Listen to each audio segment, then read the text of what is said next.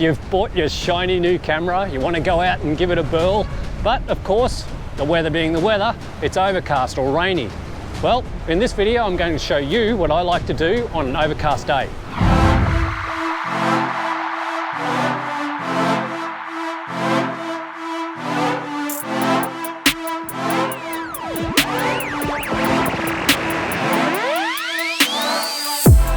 So the other thing I'm going to do is do this entire vlog on the GoPro Hero 7 Black.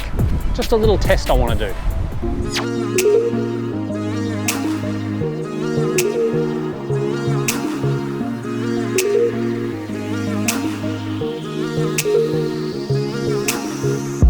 So what to do on a really miserable, windy, overcast day. And as you can see behind me, the rain is just about to come in and smack over this way. So what I like to do is, I tend to go for long exposures in black and white on overcast days.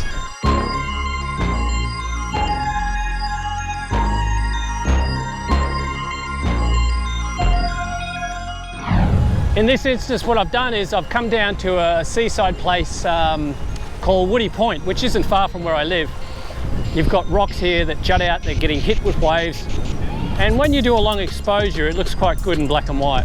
I found this nice little spot here where I've got some rocks in the foreground, my sea in the background, and hopefully when I do that long exposure, the water should turn into more of a glassy look. So what I'm going to do is I'm going to do a shot where it'll just be normal exposure with no filter on, no long exposure done. And then I'm going to compare it to when it looks like when you've done a long exposure. And I'll let you be the judge on which one's better. But anyway, it's time to get set up and I'll get this shot before the rain comes in and hits me.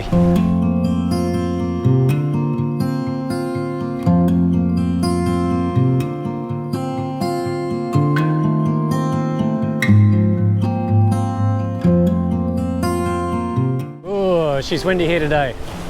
All right, so I'm set up. I've got my Nikon D850 here with the 16 to 35mm lens on. I've framed up, I've put my rocks in the foreground where I want it. I've basically focused on the nearest rock to me. So hopefully by using an f-stop of around f11 to f16, that should give me the depth of field that I need. Now what I like to do is pop in a Lee Filters 10-stop ND filter. What that does is it locks the light down by 10 stops on your camera. So using my Lee Filters app at 1/15 of a second, that is then going to turn that exposure into 1 minute. So hopefully that should smooth that water out, make it look all glassy with those rocks. The thing what I like to do is get my focal point, I then turn off my focus, I turn off the VR on the lens. I also like to come around where the eyepiece is and I close that eyepiece up. Some cameras, you might have to put a bit of tape over it. That just stops any light leakage coming in behind the camera when you've got the exposure going for such a long time. I use a shutter release cable. That allows me to open the shutter for as long or as little as what I like. I also switch the camera to bulb mode. Once that's in bulb mode, then you can open up the exposure for as long or as little as what you want. Anyway, so we're all set up. Let's give it a go.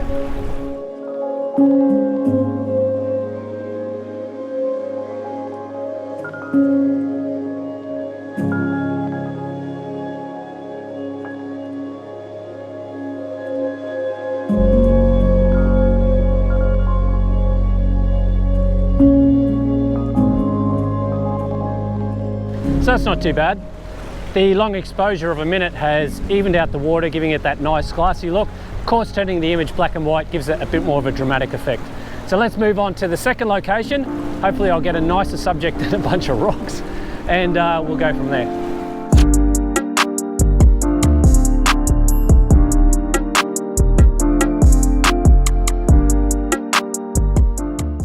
Okay, so I'm just coming into my second location. I found this tree quite a while ago. It's pretty much known now by a lot of photographers, but it's called the Brighton tree. It's just around the corner from Woody Point, from where I was filming before. So the thing about this tree is its solidarity, because it's out in the middle of nowhere all by itself. And when the high tide's up around it, it looks quite good. At the moment it's low tide, but that's okay. What I'm going to do with this one is I'm actually going to put some rocks in the foreground with the water, and I'm going to do a long exposure shot with the tree in the background and hopefully get a bit of cloud movement as well. So let's give that a go.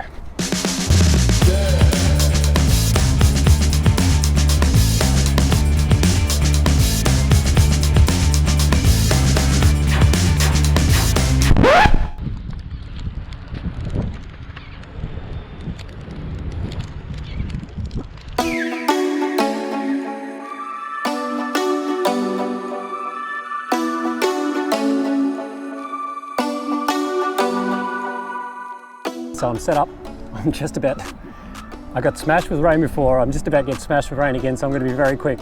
I'm set up here again with the Nikon D850 with 16 to 35mm lens, and pretty much the same situation as before. I've got the 10-stop ND filter in there just to cut down 10 stops. This time I'm getting a reading of about 40 seconds at f16. So I'm going to give that a shot, and once again turn it into black and white, and we'll see how it turns out. And I'm about to get wet.